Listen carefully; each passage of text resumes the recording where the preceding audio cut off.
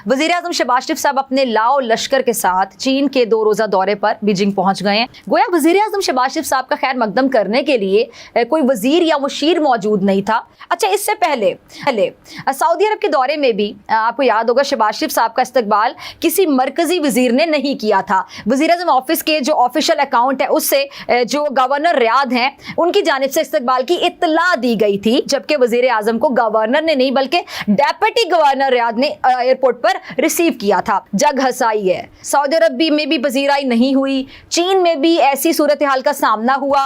International visits हैं, मैं इसको किसी खाते में नहीं गिनता। जब मुल्क की हालत ये है, एक तरफ सैलाब से सत्यानाश हो चुका पूरे मुल्क का, उसके बाद आपकी मईशत डूब रही थी, उसके बाद लॉन्ग मार्च हो रहा है अपनी तारीख का सबसे बड़ा, और मुल्क का वजीर आजम अपने कॉन्वॉय के साथ बाहर है। ये तो फिर वही बात हुई ना कि मैं नहीं मानता, मैं नहीं देखूंगा, मैं नहीं सुन रहा। इनकी ये हालत है। और बाकी वहां रिसीव करें ना करें, ये तो रिस्पेक्ट होती है ना, ये रिस्पेक्ट होती है आपके स्टेट इंडिविजुअल्स की जो कि इतनी बड़ी पोजीशन पे बैठे होते हैं। अगर उनको गवर्नर नहीं रिसीव करने आया या वहां का जो मेन पर्सन है वो रिसीव करने नहीं आया, डिग्निटरी, तो इसका मतलब ये है कि आपके ऊपर वैसे लैक ऑफ ट्रस्ट है। जिस मुल्क के वजीर आजम और उनकी सरकार के ऊपर वर्ल्ड बैंक और IMF ये कह दे कि ये बड़े रिलायबल किस्म के गवर्नमेंट में नहीं है और हम इनको इतनी फैसिलिटीज नहीं दे सकते, तो बात क्या रह गई पीछे? वर्ल्ड बैंक की मैं बात कर रहा हूं, अनट्रस्टवर्दी गवर्नमेंट डिक्लेयर कर दिया आपकी इस गवर्नमेंट को, बात ही खत्म हो गई। नमस्कार, जय हिंद। डेली खबर स्पेशल आप सभी का स्वागत करता है अपने इस प्रोग्राम क्या कहता है पाकिस्तान में। आज की खबर पाकिस्तानी मीडिया में पाकिस्तान के प्रधानमंत्री शहबाज शरीफ को लेकर है। जैसे कि आप लोगों को पता होगा, हाल ही के दिनों में शहबाज शरीफ साहब ने सऊदी अरब का विजिटिंग किया था और चीन का विजिटिंग किया था, जहां पे उनको सऊदी अरब में एक डिप्यूटी सेक्रेटरी लेवल के लोग उन्हें एक प्राइम मिनिस्टर को रिसीव करने आए थे। तो आप पाकिस्तान की स्टेटस आप देख सकते हैं, अगर कोई मुल्क कर्ज पे और कोई मुल्क दूसरे मुल्क के खिलाफ जाते हैं तो क्या होता है। आप इसको मान सकते हैं इंडियन इन्फ्लुएंस कुछ ज़्यादा ही है, जिसके कारण पाकिस्तान को ये झेलना पड़ा है और जिसको लेकर पाकिस्तानी मीडिया वर्ग और पाकिस्तान में खासा परेशानी है, खासा गुस्सा है, जिसको आप समझ सकते हैं कि ऐसा ही मामला उनको चीन में भी झेलना पड़ा था कि चाइना ने भी इसी प्रकार से उनके साथ एक प्रधानमंत्री के साथ व्यवहार किया है। इसको लेकर पाकिस्तान पूरा बेचैन है, पाकिस्तान परेशान है कि आखिरकार हमें ऐसा क्यों झेलना पड़ा है। वैसे मैं आपको बता दूं, चीन और पाकिस्तान और सऊदी अरब की मतलब दोस्ती जो है वो पहाड़ों से ऊंची और समुद्र से गहरा है। फिर भी ऐसी दोस्ती है जो मतलब उनको एक डिप्यूटी सेक्रेटरी लेवल के लोग लेने आते हैं। वैसे इंडियन प्राइम मिनिस्टर जाते हैं तो या तो वहाँ के प्राइम मिनिस्टर्स होते हैं, या तो वहाँ के प्रेसिडेंट्स होते हैं, या फिर वहाँ के गवर्नर्स होते हैं, जो वहाँ की ऑफिशियल रहती है विजिटिंग, उस हिसाब से उनको रिसीव किया जाती है, डेलीगेशंस को रिसीव करी जाती है। तो ऐसा परेशानी है पाकिस्तान के साथ, जिसको लेकर आप सुन सकते हैं एक मोहतरमा को कुछ ज़्यादा ही गुस्से में इसको लेकर जो डिस्कशंस कर रहे हैं बाकी सारे मीडिया कर्मियों के साथ और कुछ मीडिया कर्मी कर रहे हैं। तो ज़्यादा बात ना करते हुए आइए इनको सुनते हैं इन्होंने और क्या कुछ चर्चाएं की हैं इसी विषय पे। अगर आपको ये खबर पसंद आया और इसी प्रकार का खबर आप देखना चाहते हैं तो सब्सक्राइब कीजिए हमारे न्यूज चैनल डेली खबर स्पेशल को और जुड़े रहिए हमसे। धन्यवाद। वज़ीर आज़म चीन चले गए पैसे मांगने और IMF ने नया प्रेशर डाल दिया हमारे ऊपर कि भाई ये तुम लोग जो है वो सब्सिडीज नहीं दे सकते। और इस बीच में अगर आपको याद हो कि DGISI ने प्रेस कॉन्फ्रेंस कर दी और फौज ने अपने आप को बिल्कुल डिस्टेंस पे कर लिया है इमरान खान से, और यही शायद वजह है कि आज रुपया फिर ऊपर जा रहा है। स्टॉक मार्केट थोड़ी ऊपर गई है, कुछ पॉइंट गई है, लेकिन इमरान खान सड़कों पे, लेकिन हालात बेहतर हो रहे हैं। आप क्या देख रहे हैं कि एस्टैब्लिशमेंट का इमरान खान से पीछे हटना is a part of the stability in the country? आपको क्या सिनेरियो नजर आ रहा है? चीमा साहब, इस वक्त जो खतरनाक सिनेरियो मुझे नजर आ रहा है वो इब्सार अब्बासी साहब की एक उन्होंने अगले दिन आर्टिकल लिखा है जो उसमें एक खतरनाक वर्जन सामने आई है कि इस वक्त इमरान खान वर्सेस एस्टैब्लिशमेंट, इस वक्त इमरान खान वर्सेस PDM नहीं है, इस वक्त इमरान खान वर्सेस एस्टैब्लिशमेंट। ये एक बड़ा खतरनाक सिनेरियो है। मैं समझता हूं कि ये वतन अजीज के साथ, पाकिस्तान के साथ ज्यादती है।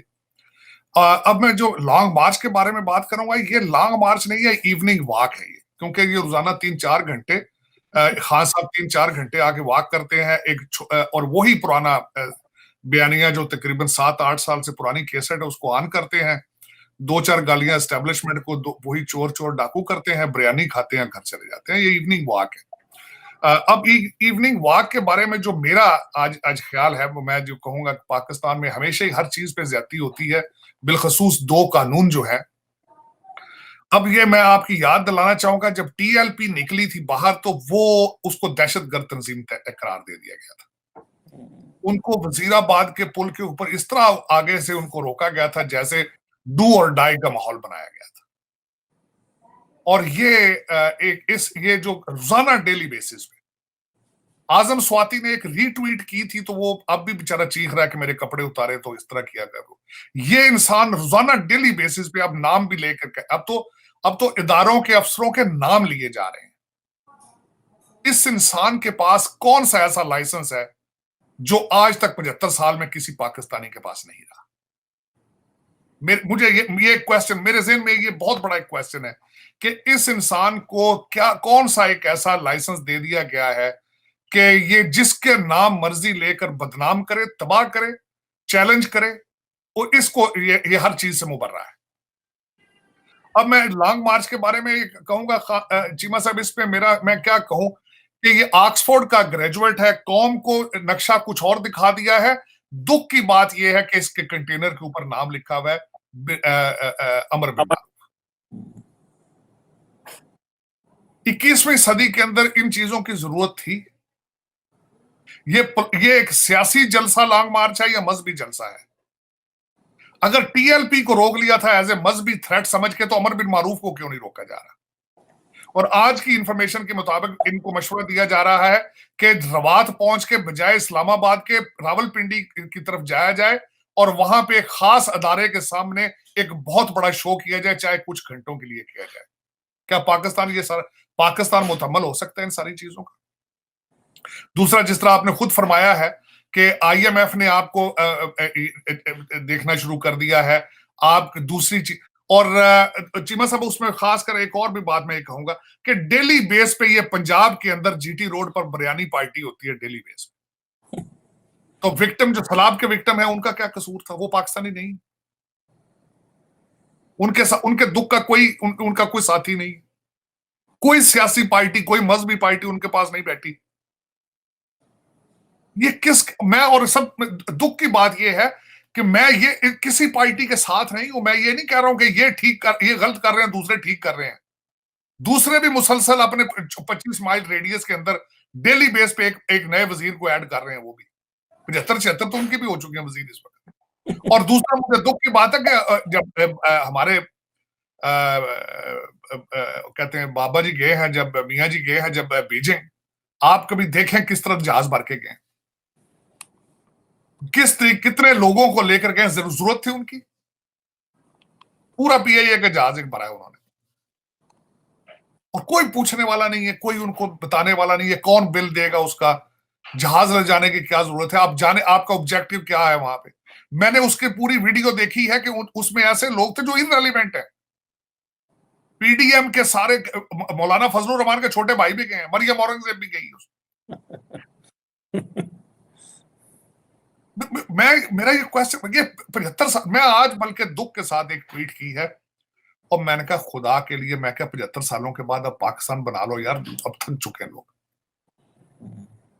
थक चुके हैं लोग अब इससे ज्यादा। और दूसरा, एक चीमा साहब, मैं एक और भी बल्कि मेरी तो रिक्वेस्ट इसी बात पे होगी, इदारे हैं, जो कुछ भी है, सारा कुछ जो ड्रामा पाकिस्तान में 75 साल से हो रहा है, अगर इसके साथ लोग हैं तो इसको हुकूमत दो यार, लोगों को सबक सीखे। वो भी उन्होंने 3.5 साल 4 साल में कुछ नहीं सीखा उस्मान बुजदार से, तो 4 साल और दे दें इसको। 75 साल में आपने कौन कौन से ब्लंडर नहीं किए, एक ब्लंडर मजीद से क्या फर्क पड़ता है? क्या फर्क पड़ता है? इसका भी शौक पूरा कर लें। अगर अवाम साथ है, अगर उसको इतना घमंड है कि मैं ही वाहिद अमीरुल मोमिनीन हूं, मैं ही सिर्फ पाकिस्तान बचा सकता हूं, तो देन चाबियां इसको इस्लामाबाद की। ये अगर नहीं है तो फिर अरेस्ट करें, पकड़े इनको। आप तबाही का, बर्बादी का इंतजार क्यों कर रहे हैं? ये मेरे लिए मैं इसको लॉन्ग मार्च तो खैर नहीं कहूंगा, मैंने कहा ये इवनिंग वॉक है, ये एक ड्रामा है। रोजाना शाम को एक नए शहर में किया जाता है, 10 किलोमीटर किया जाता है, उसके बाद रोक के फिर वो जो जाने वाले लाहौर चले जाते हैं और दूसरे कौम वहीं बैठती है और अमर बिन मारूफ का रेड़ा सुबारा उठा के, जिस तरह वो होता था ना, वो रोमन क्या था वो, एक बहुत बड़ा उन्होंने एक बनाया था घोड़ा जिसके अंदर कैदियों को डाल के ले जाते थे तो सुबह घसीटते हुए। ये तो बिल्कुल उसी तरह हेलन ऑफ ट्रॉय, वो सुबह फिर घसीटते हैं, अगले शहर में ले जाते हैं। आज गोंदला वाले चौक में जाके ड्रामा करेंगे, गुजरांवाला में, आप सुना यही। और दूसरा जो मैं यहाँ पे क्योंकि मुझे खुद तशवीश थी कि इतना स्लो स्पीड क्या है, वजह क्या है, और दर हकीकत देखा जा रहा है कि वो वेट कर रहे हैं मिलिट्री चीफ की समरी के बारे में सुना है। वो पहुंचना चाहते हैं इस्लामाबाद, जब समरी बाहर निकल आए वो उस जाके रैपिड अपना उसके ऊपर अटैक करना चाहेंगे उस एक समरी के लेटर के बाद।